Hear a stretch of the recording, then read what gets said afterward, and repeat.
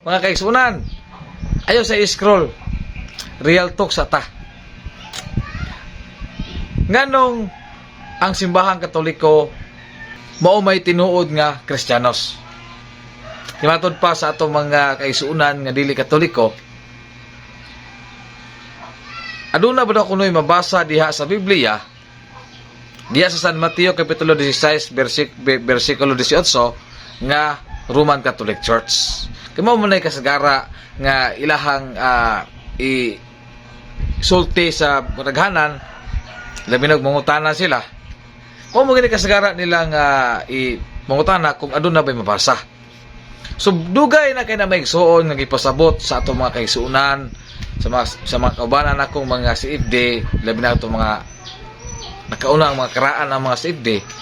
Dugay na lagi pasabot nga ni anang panahon na sa panahon sa atong Ginoong Kristo sa samtang buhi pa siya, wala niya hinganli ang mao nga iglesia. Kaya ang iyang iglesia mao man ang iyang lawas. No? O sa pinaagi nining hinahinay nga pagsabot maigsuon ug uban pusab sa atong mga pagampo, no? Atong iampo ang atong mga kaigsuonan nga mga protestante kay nagsigil ni sila og supak-supak.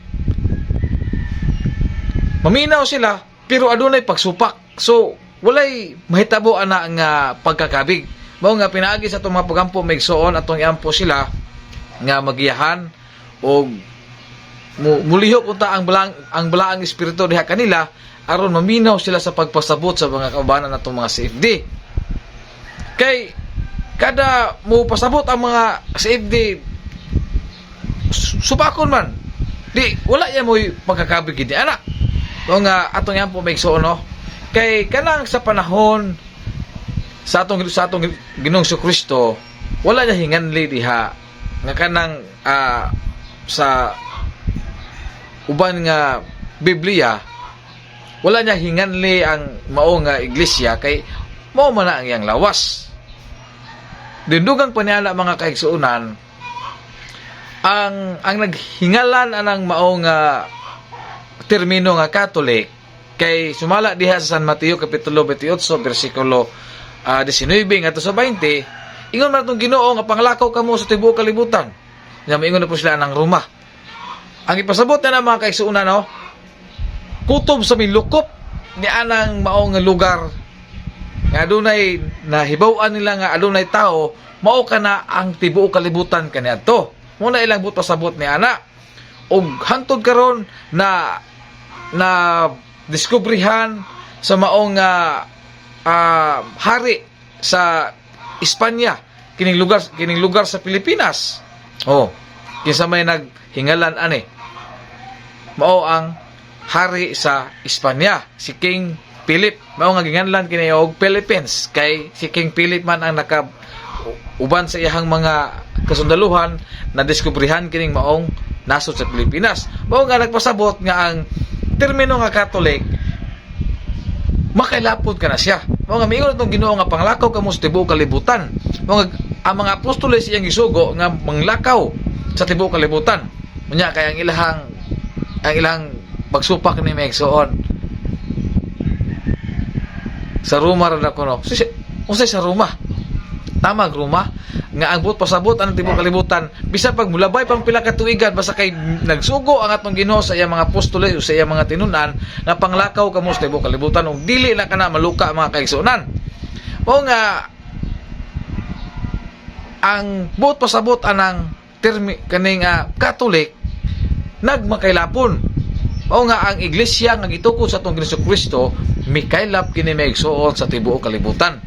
Mao nga kini ato mga pinangga nga dili Katoliko nga matud pa nila maigsuon ang simbahan kunong Katoliko daghang kunong hugaw. Muna ilahang mga daghang kunong mga makasasala. Unsa may giingon sa atong Ginoo di ay mianhi siya alang sa mga matarong? Dili. Miingon atong Ginoo maigsuon mianhi siya sa kalibutan tungod alang sa mga makasasala. Sumala siyang giingon nga wala ako muanhi dis kalibutan alang sa mga matarong kundi alang sa mga makasasala. So nagpasabot nga ang iglesia nga gitugo sa atong Ginoong Kristo dalangpanan kini, dalangpanan sa mga makasasala. Ug nagsugo siya og mga tinun-an o mga sulugoon niya nga baong ang ato mga kaparian aron pagkabig sa mga makasasala. Mao nga ang iglesia nga gitukod sa atong Kristo dili malikayan kay mismo pamanggani ang atong Ginoong Kristo mo nagpili ni Judas Iscariote. Gi treduran magani siya, gibaligya magani siya mismo ha. Ginoo na nagpili. Mao nga di ta makaingon nga limpyo nga kitang kaming mga Katoliko dili makasala kay mintras aduna pay